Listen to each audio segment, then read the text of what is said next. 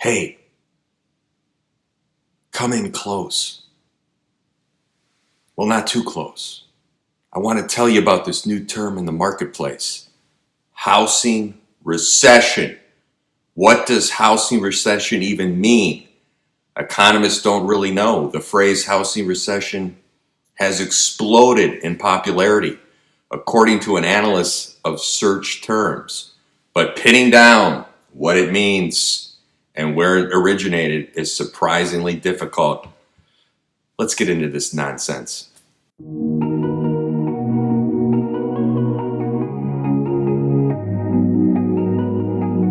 On a Saturday, sneaking out of the door like you know the way. 1,000 times before, back at light of day. I chill the smoke when you stroll, hotel corridors. I can tell we're just silent. We put some solid time and effort into this video and looked at both sides of the issues. I'm just saying, consider that in your thoughts. It should fill your head with happiness. So while the Fed can't solve America's long-standing affordability crisis that stems in part from too few houses being built in the wake of the 2008 crisis, its pandemic policies may have made things worse for many first-time buyers, in my opinion. The central banks are also powerless against inflation driven by supply-side disruptions, and rate hikes now will affect the economy years down the road when inflation is abating on its own. So that said, housing prices grew quickly throughout most of the second quarter of 2022, but a deceleration has appeared in the June monthly data. U.S. house prices rose 17.7% from the second quarter of 2021 to the second quarter of 2022. That's according to the Federal Housing Finance Agency House Price Index, the FHFA. So let me just state a fact before we get into this. Okay? Even going to ease your heartburn a little bit. Real estate has always been a great long-term builder of wealth, and there is nothing to suggest that it is changing if you can afford a home right now. What did Mark Twain say about real estate? Buy land. They're not making any more of it. So take this into account. A U.S. recession officially has been somewhat declared. Okay? Even in this tightening cycle, historical data, take a look at this chart, shows annual home price gains only once went negative during downturns in the past 46 years. The plunge around 2008, as we all remember, that took years to heal from.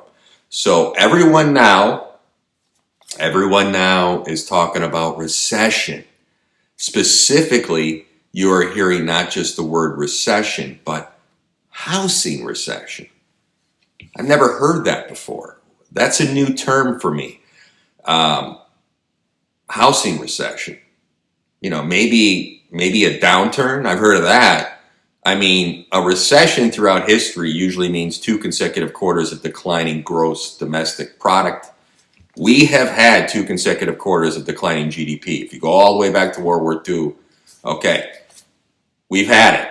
That's officially a recession. I did a talk on that issue. Unfortunately, right now, it has become a political football. It's an election year, so both sides are playing games.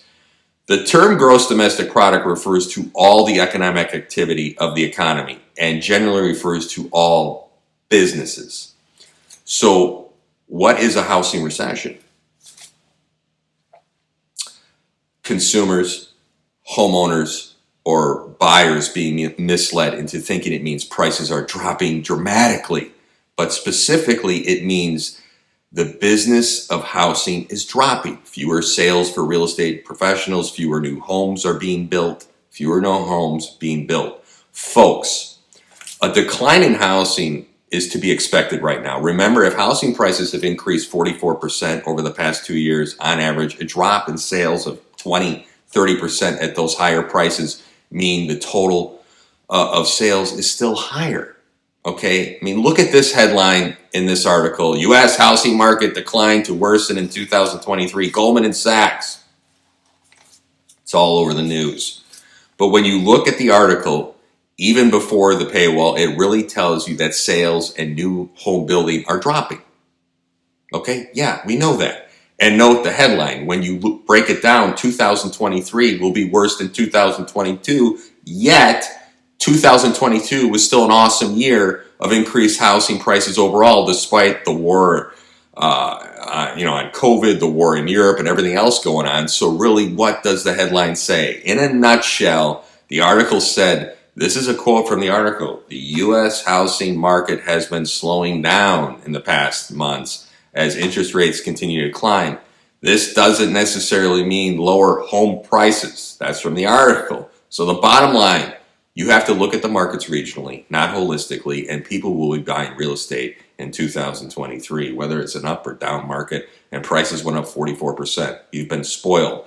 Despite the strategists predicting a small decline in home prices over the next year, prices are expected to remain high due to inflation and limited inventory of homes going into 2023, in my opinion. So despite predicted declines in home sales, the Federal Reserve is doubling down on their intention to continue hiking interest rates as inflation remains. So while higher interest rates, you have the higher interest rates, the slower growth, and softer labor market conditions will bring down inflation. They will also bring some pain to households and businesses. That's from the all-knowing oracle, Mr. Transitory himself, Federal Chairman Jerome Powell, said in a speech last month. And to quote the gentleman, these are unfortunate costs of reducing inflation, but a failure to restore price stability would mean a far greater pain. So poetic, sir. So mortgage rates remain volatile due to the tug of war between inflationary pressures and a clear slowdown in economic growth. So right now, the average rate for a 30-year fixed mortgage climbed to 5.66% for the first time. It's the week ending September 1st, and that's according to data from the mortgage lender Freddie Mac. A significant jump from 1 year ago when we were sitting on a roughly 2.88%. So rates historically still low. Heading forward, the best housing indicator to watch, those in the know what it is inventory. If housing market is going to experience, falling home prices, it will first see a huge uptick in inventory levels. Right now, however, the chances of a nationwide home price correction in September will remain low. September, given the fact that U.S., inventory levels are 44% below pre-pandemic levels. So looking at all this data, Zillow has some good data sometimes. They looked at 900, roughly on 11 regional housing markets that their economists analyzed. 780 markets are poised to see higher home prices over the coming years. Of those 140 markets, 5% or greater home price growth they're expected to see. Parts of California, 8.5% forecasted. In Florida, parts of Florida, roughly between 8.2 and 8.4. Idaho Falls Springs, 8%. So, bottom line, this channel is not about clickbait, misleading our viewers, or trying to make money. Not at all. In my opinion, I have a fiduciary responsibility to give you solid information so you can make an informed decision. Okay? YouTube's not my life. So, going forward, the fact is there is no consensus when it comes to 2023 housing forecast. Okay, I'm looking at both sides. Why are 2023 home price forecasts all over the place? It boils down to uncertainty at the macro level.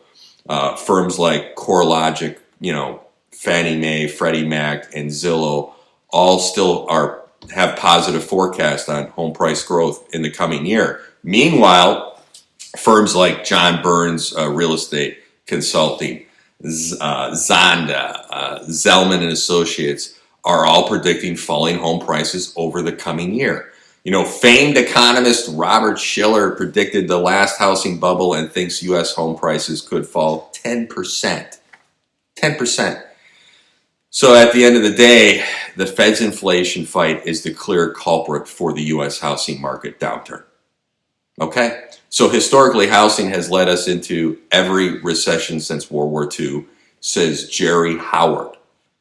National Association of Home Builders. He's the CEO. This guy I listen to. He thinks we're headed for a downturn. Okay. It's going to be like 2008? He said no. When you do an analysis of the macro data, I think the collapse of home builder sentiment is the real issue that should give everyone some heartburn. The headline numbers on today's housing starts data, they looked okay, but the reality is different. The reality can be seen more clearly by looking at the home builders sentiment index, which, collapsed a little bit the other day. So there's the charts on this. I believe the builders survey data is the best in America when tied to economic expansions and recessions. Its quality is good because it's driven by profit rather than ideological takes. Which distinguishes it from other surveys. So the smart thing to do is to go with the builder sentiment trend until it reverses, and most likely we need to see lower mortgage rates for that to happen. So the flip side of this is the average American still isn't financially stretched, though it may seem that way right now. I mean, look at this chart of mortgage debt service payments, and I'm just talking about the mortgages. According to data from the St. Louis Federal Reserve, mortgage debt service payments as a percent of disposable income remain at 3.9%, lower than the 4.1% rate immediately before the 2020 pandemic and barely half the rate found leading up to the 2008 financial crisis, barely half that of 2008. So Americans are more indebted than several months ago, but it comes on the heels of years of deleveraging. I will leave you with this. Remember, real estate is still an excellent hedge against inflation, and it is all about land, and this is why the players are buying it all up and will continue to buy it all up in 2023. You have a client that wants a forever home, and they're going to be there 5+ years. It's a great time to buy right now. We are seeing clients that want to pull their money out of the market and park it in homes. I'm going to Lake Tahoe next week to look at some property for ourselves and get a better understanding of the market, because I'm trying to figure things out up there, and I'm looking for a client that wants an Airbnb. But I did learn in Incline Village on the Nevada side and some other parts, the city councils are getting together. There's some issues with Airbnb. They want longer term. They're trying to pass legislation up to 90 days, which is insane.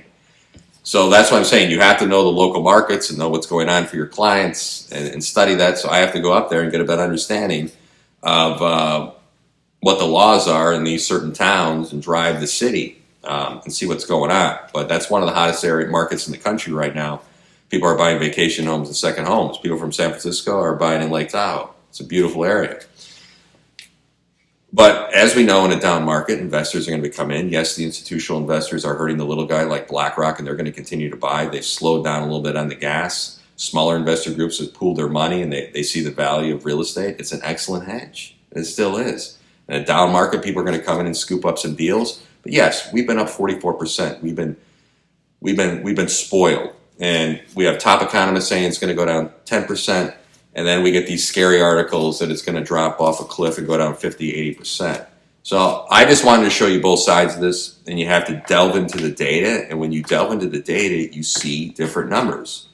And if you work in the business of real estate, when you talk to your clients or your investor groups, you need to get these numbers across.